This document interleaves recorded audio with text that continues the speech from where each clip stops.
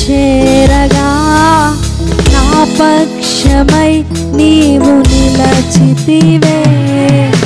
ఎల్రోయివై నన్ను చూడగా శత్రువే పారిపోయెను. ఎల్రోయివై నన్ను చూడగా శత్రువే పారిపోయెను. నీ ముఖ కాంతియే నా ధైర్యము, నీ ముఖ కాంతియే నా బలము, నీ ముఖ